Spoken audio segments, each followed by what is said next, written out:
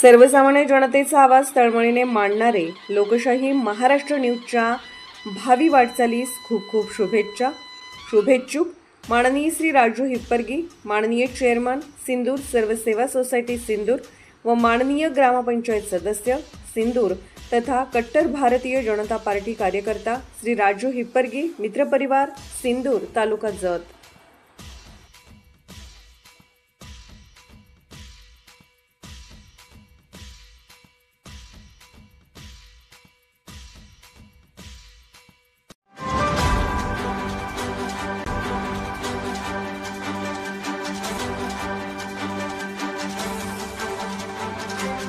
आपण पाहत आहात लोकशाही महाराष्ट्र न्यूज। राज्यातील ग्रामीण भागातील पत्रकारांना एसटी बसमधून मोफत प्रवास मिळावा या मागणीसाठी पत्रकार सुरक्षा समितीचे धरणे आंदोलन। पत्रकार हा लोकशाहीचा चौथा स्तंभ असून ऊन वारा पाऊस अंगावर झेलत सामाजिक बांधिलकी म्हणून पत्रकारांना राजकीय, सामाजिक, शैक्षणिक त्याचबरोबर प्रशासनाच्या बातम्या करण्यासाठी जिल्ह्याच्या ठिकाणी नेहमीच मोटरसायकलवरून प्रवास करावा लागतो। जिल्ह्याच्या ठिकाणी जिल्हाधिकारी कार्यालय, पोलीस अधीक्षक कार्यालयाला, जिल्हा परिषद, जिल्हा शल्य चिकित्सक कार्यालय, जिल्हा आरोग्य अधिकारी कार्यालय, जिल्हा उद्योग कार्यालय तसेच विविध महामंडळाचे कार्यालय अशी अनेक शासकीय कार्यालये जिल्ह्याच्या ठिकाणी असतात। तसेच आमदार, खासदार, मंत्री यांचे दौरे, बैठका, सभा, मेळावे बऱ्याच वेळा जिल्ह्याच्या ठिकाणी असल्याने वार्तांकन करण्यासाठी ग्रामीण भागातील पत्रकारांना जिल्ह्याच्या ठिकाणी यावं लागतं। ग्रामीण भागातील अनेक पत्रकार अतिशय अल्प मानधनावर काम करत असल्याने जिल्ह्याच्या ठिकाणी मोटरसायकलवर येणे जाणे परवडत नाही। त्याचबरोबर या खाजगी वाहन देखील आर्थिक परिस्थिती नसल्याने परवडत नाही। शिवाय पेट्रोलचा खर्च देखील मोठा असल्याने अनेक पत्रकारांना वार्तांकन करण्यासाठी जिल्ह्याच्या ठिकाणी येणे जिकिरीचे झाले आहे। जिल्ह्याच्या ठिकाणी बातमी महत्त्वाची असल्याने पत्रकारांना यावे लागते।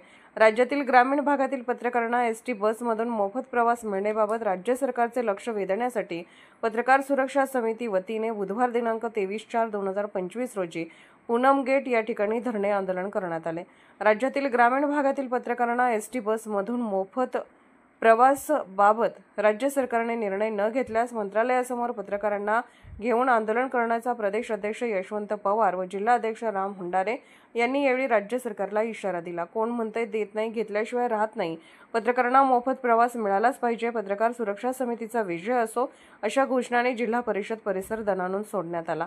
यावेळी प्रदेश अध्यक्ष यशवंत पवार, कार्यकारी प्रदेश अध्यक्ष रामचंद्र सरवदे, पश्चिम महाराष्ट्र सरचिटणीस गणेश कारंडे, सोलापूर जिल्हा अध्यक्ष राम हुंडारे, कार्याध्यक्ष अतुल भडंगे, संघटक सादिक शेख, सचिव अंबादास गज्जम, शहर अध्यक्ष अन्सर तांबोळी, BS रक्षदा स्वामी, शहर अध्यक्ष महिला विभाग, शहर कार्याध्यक्ष राजू बग्गू, कार्यकारी शहर अध्यक्ष वसीमराजा बागवान, समन्वयक लक्ष्मण सुरवसे, शहर संघटक रिजवान शेख, पंढरपूर तालुका अध्यक्ष दत्ता पाटील, सचिव अरुण सेडगिद्दी, दैनिक लोकशाही मतदारचे संपादक अक्षय बबलात, योगीनाथ स्वामी, वैजनाथ बिराजदार, निरंजन बोदुल, इम्तियाज अक्कलकोटकर, आबिद तांबोळी, फारुख तांबोळी, मोहम्मद तांबोळी, शाहरुख तांबोळी, कबीर तांडुरे इत्यादी पत्रकार मोठ्या संख्येने उपस्थित होते।